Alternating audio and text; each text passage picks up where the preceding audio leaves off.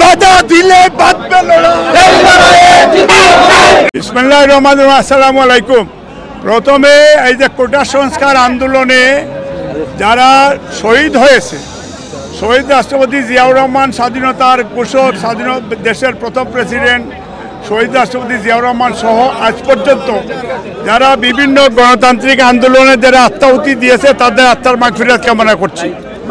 আজকের বিজয় হচ্ছে বাংলাদেশের জনগণের বিজয়। আজকের বিজয় হচ্ছে আমরা বাংলাদেশে প্রত্যেকটা ধর্ম বিশ্বাসীদের বিজয়। আজকে বিজয় হয়েছে জাতীয়তাবাদের বিজয়। আজকে বিজয় হয়েছে ইসলামিক মূল্যবোধের বিশ্বাসীদের বিজয়।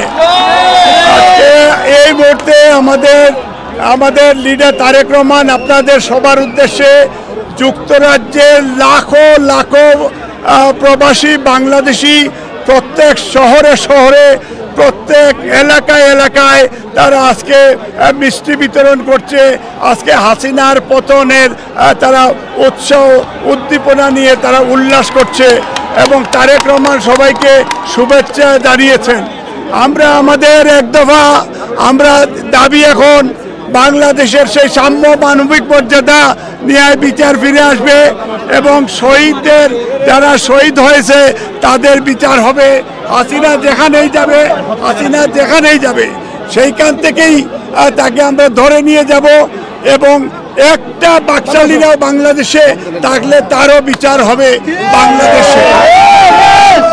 আজকে বাংলাদেশে আমরা জানি একটা কারাগারে পরিণত হয়েছিল। ইনশাল্লাহ বাংলাদেশের দামাল ছাত্রছাত্রী এবং বিএনপি পরিবার এবং জাতীয়তাবাদী পরিবার তাদের সবাই ইউনাইটেডলি জনগণ ধর্ম বর্ণ দলমত নির্বিশেষে রাস্তায় মাঠ ধরে রেখেছেন বলেই আজকে এই বিজয় সম্ভব হয়েছে। আগামীতে এই বিজয় আরও জাতীয়তাবাদী শক্তি এবং দেশনেত্রী বেগম খালেদা জিয়া এবং তারেক রহমানের নেতৃত্বে জাতীয় ঐক্য, আগামীতে ঐক্য জাতীয় সরকার হবে এবং তারেক রহমান নিজে বলেছেন যে জাতীয় সরকারের মাধ্যমে বাংলাদেশের গণতন্ত্র এবং মানবাধিকার আমরা পুনঃপ্রতিষ্ঠা করব। আমরা যতক্ষণ পর্যন্ত না এই দেশের গণতন্ত্র পুনরুদ্ধার না হবে আপনারা সবাই মাঠে থাকবেন, সবাই শক্ত অবস্থান নেবেন, সবাই বেগম খালেদা জিয়ার পাশে থাকবেন, তারেক রহমানের পাশে থাকবেন, আন্দোলনকারীদের পাশে থাকবেন এবং আমাদের স্লোগান হবে আমাদের লড়াই চাই, এ লড়াই আমাদের জিততে হবে, এই লড়াই বাঁচার লড়াই, এ লড়াইয়ে জিততে হবে। তারেক রহমান বলেছেন ফয়সালা রাজপথে আজকে ফয়সালা হয়েছে ইনশাল্লাহ এবং টেক ব্যাক বাংলাদেশ এবং গেট আউট ইন্ডিয়া।